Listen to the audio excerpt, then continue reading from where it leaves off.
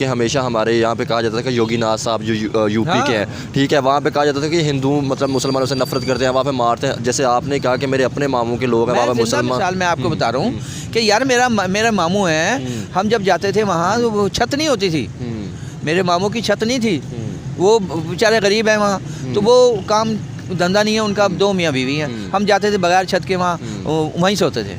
अब मुझे पता चला, कहने लगा जी वो मामू का तो बड़ा शानदार मकान बन गया। मैं कहा किसने बनाया, मामू के पास पैसे कहाँ से आ गए? कहने लगा जी वो यूपी गवर्नमेंट ने बनाया, योगी साहब ने।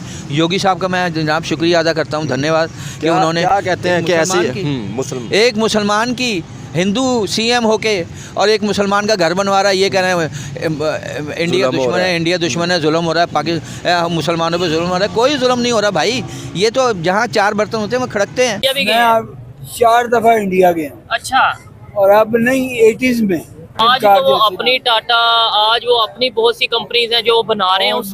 इवन मर्सिडीज उधर मैन्युफैक्चर हाँ, तो ये कैसे उन्होंने जाना कोई। मैं आपको रीजन बताता हूँ, क्योंकि ये गया नहीं, बेटा है मेरा, मेरे साथ ही अच्छा। होता है। रीजन ये है कि उनका एक टारगेट था अच्छा, कि जो चीज हमारे अपने कंट्री में बनती है ना, हम वो यूज करेंगे। मेड इन इंडिया या मेड इन अपने कंट्री की प्रोडक्ट क्या। ये देखिए ना, हमें ऐसा लगता है, या मैं अगर स्टडी करूँ, कोई मेरे जैसा कोई यूथ यूनिवर्सिटी में कोई स्टडी करता है, हमें लगता है कि जी अचानक 5 साल 10 साल में इंडिया जो आगे चला गया। लेकिन ये 1980s की 1990s की बात बता रहे हैं कि तब से उनकी पॉलिसी थी कि नो डाउट उन्हें पता था कि हम दुनिया से कम्पीट नहीं अभी कर रहे, लेकिन मेड इन इंडिया को प्रमोट करेंगे एक टाइम, और आज वो टाइम आ गया कि नहीं? बिल्कुल आ गया। आ कहाँ गया, अमेरिका के चाइना के लेवल पे पहुंच चुका है उनका काम इंडिया का। ठीक है।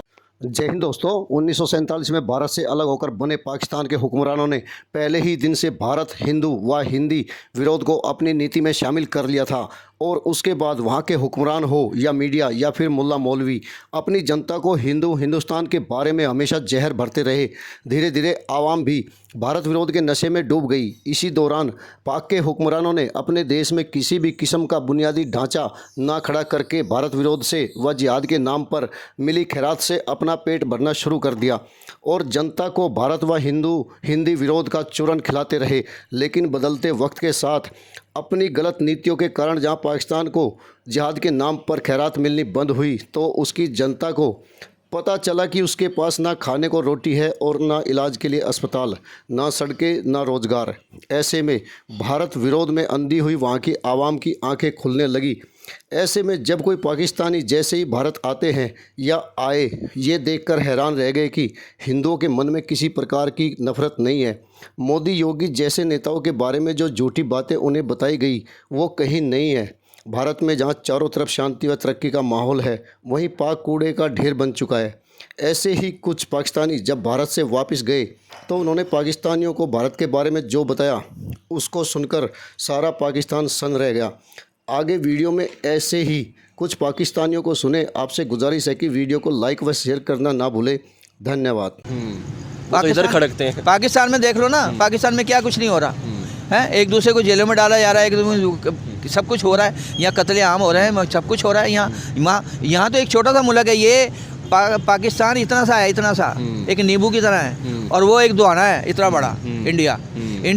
और एक दुआने की और नींबू की क्या, उसको तकड़ी में रखो ना, ज़रा तराजू में रखो, एक तरबूज को और एक, कौन भारी होगा? तरबूज भारी होगा। वो तरबूज की मिसाल है यार। इंडिया महान इंडिया है, हम उसका मुकाबला कहाँ कर सकते हैं? हम ही पंगेबाजी लेकिन बताऊंगा। कोई आपको इनसिक्योरिटी या कोई आपको, जब आपने हिंदुस्तान विजिट किया, को आपको ऐसा लगा कि वहाँ पे आपको इनसिक्योरिटी फील हुई हो, या ऐसा लगा हो कि यार मैं किसी ऐसे मुल्क आ गया हूँ जहाँ पे मैं हमारे दुश्मन है या वो लोग? नहीं, मैं काबुल गया था अभी 5 साल पहले कारोबारी सिलसिले में। अच्छा। तो वो जैसे ही मैं बैठा बॉर्डर पे, तो 5-6 घंटे का रास्ता है काबुल का। काबुल उतरा लारी अड्डे पे, तो वैगन में बैठा लोकल में, तो फ्रंट पे बैठ गया, बैग मेरे पास था। ड्राइवर मुझसे पूछता है कि किधर से आया है? मैं कहा मैं पाकिस्तान से आया हूँ। इधर क्या करने आया है? मैं कहा मैं इधर सैर तफरी करने आया हूँ। कह रहे चलो इधर से भागो, इधर सैर तफरी करने आया, किसी और मुल्क में जाओ, कोई परेशानी नहीं है इंडिया में। हमारा दुश्मन है, हमारा दुश्मन है, हमारा हिंदू वहाँ हमारी इज्जत करते थे। ट्रेन में मैं बच्चों को लेके जा रहा था दिल्ली से। अच्छा, दिल्ली से मेरठ। तो एक बुजुर्ग बैठे थे, कहने लगे आप कहाँ से आए हैं? मैं कहा मैं पाकिस्तान से आया हूँ। कहाँ से? मैं कहा लाहौर से। कहने लगे मैं मुल्तान का हूँ, मेरी जम्पल मुल्तान हरम गेट की है। और रोने लगा। कहने लगा मैं रेलवे इंजन हूँ, रेलवे का इंजन ड्राइवर हूँ। तो मुझे एक मतलब यार मेरा घर दिखा दो। जब आप हिंदुस्तान में गए हैं, दिल्ली में या वैसे, आपने उनके हॉस्पिटल, उनकी चीज़ें या जैसे वो राशन देते हैं, क्या क्या डेवलपमेंट आपने देखी कि यार वो चीज़ें उन्होंने बेहतर की है, हमें भी चीज़ें करनी चाहिए? यार उनके हॉस्पिटल फ्री है, हर चीज़ की हर चीज़ फ्री है। अच्छा। सरकारी जो हॉस्पिटल है वहाँ हर चीज़ फ्री है, फैसिलिटीज़ है। वहाँ कोई ये नहीं है कि मुस्लिम यहाँ नहीं आएगा या फलाना नहीं आएगा, ढिमकाना, जो है इंडियन है। मेरी भांजी दिल्ली में उसने टॉप किया 30 साल पहले। अच्छा। दिल्ली में उसने टॉप किया ग्रेजुएशन में। उसको इंस्पेक्टर की नौकरी मिल गई CBI। अच्छा। इंडिया की सबसे बड़ी एजेंसी है CBI, रॉ के बाद। CBI का इंस्पेक्टर लगा दिया गया दिल्ली में। वो मुस्लिम है? मुस्लिम है। अच्छा। कौमी असम्बली दिल्ली के अंदर शोर मच गया कि एक मुसलमान को तुमने इतनी बड़ी सीट दे दी। अच्छा। इंस्पेक्टर CBI का इंस्पेक्टर वज़ीर आज़म मोदी के पास जाके हिसाब मांग सकता है कि इधर आओ, और उसको अंदर जाने के लिए किसी को प्रोटोकॉल की ज़रूरत नहीं है। वो अपना कार्ड दिखाएगा CBI का। अच्छा। मैं इंस्पेक्टर हूँ, मैं अंदर जा रहा हूँ चेकिंग के लिए, वो सीधा जाएगा अंदर। अच्छा। कोई नहीं रोक सकता उसे कि वज़ीर आज़म हाउस है, नॉन इंस्पेक्टर है। ये सामने आपने मैं मिसाल आपको बताई। मिसाल दे और अब मुझे आप ये बताएं, क्या मुसलमानों हमने यहाँ पे हिंदू या सिखों को इतनी बड़ी सीटें दी? ईमानदारी से नहीं, बताइएगा। कहाँ, एक बेचारा वो रुलता फिरता है, वो ट्रैफिक इंस्पेक्टर है यहाँ। अच्छा। ट्रैफिक में। अच्छा। सिख है बेचारा, वो एक ही है मैंने देखा है, बाकी तो और कोई नहीं देखा। पूरे लाहौर में एक ही सिख है वो बेचारा, वो उसको भी साइड पे अब कर दिया, वो चौक में खड़ा होता था, अब वो कहीं नज़र नहीं आता।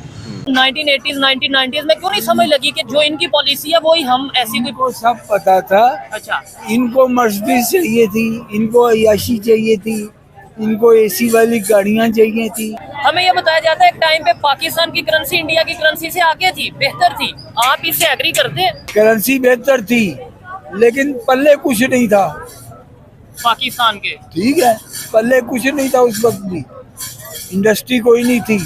वो डॉलर आ रहे थे, उसकी वजह से डॉलर आ रहे थे इमदाद के नाम पे, यहाँ पे ठेके दिए जा रहे थे, लूट मार पुलों की, सड़कों की, इधर जिधर वो सारा MNA MPA हो गया। सर आप क्या कहना चाहेंगे, वहाँ के जो पॉलिटिशियंस थे, वहाँ के लोग जिनसे आप मिले, वो पाकिस्तान के बारे में क्या सोच रखते थे? ये सोच रखते थे कि ये पाकिस्तानी है, इसे मार दो, काट दो, या मतलब इस तरह? असल बात ये है कि उनका बिहेवियर सिखों का और हिंदुओं का ऐसे ही था जैसे बरादराना तौर पे वो हमें कसम उठा के कॉस्ट टू कॉस्ट दे रहे थे हो। और खाने की अलग दावतें दे रहे थे।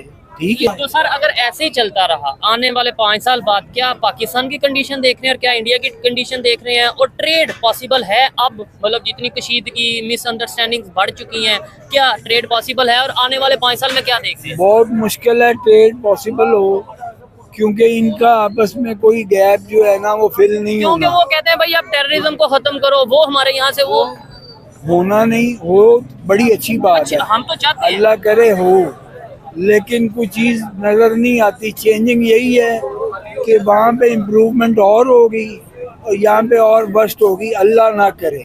आपने पाक नागरिक के भारत के प्रति अनुभव सुने। इसमें 100% सच्चाई है कि भारत में कभी किसी के साथ अन्याय नहीं हुआ और कानून का राज रहा। वहीं भारतीय हिंदू जनमानस के दिलों में दूसरे धर्मों के प्रति नफरत का भाव नहीं रहा। वहीं सारी दुनिया जानती है कि पाक जैसे देशों में हिंदू सिखों के साथ क्या होता रहा है, लेकिन समय अपना काम करता है और आने वाले समय में पाक जनता भी इस बात को समझने लगेगी। कई तो आज भी इस बात को मानते हैं कि उनके पूर्वजों ने हिंदुस्तान से अलग होकर भारी गलती की है, लेकिन अब उनके लिए देर हो चुकी है। आज भारत जिस तेज़ी से विश्व पटल पर आगे बढ़ रहा है, पाक उतनी ही तेज़ी से गर्त में जा रहा है। वीडियो को लाइक व शेयर करने के लिए आप सभी का धन्यवाद। जय हिंद, जय भारत।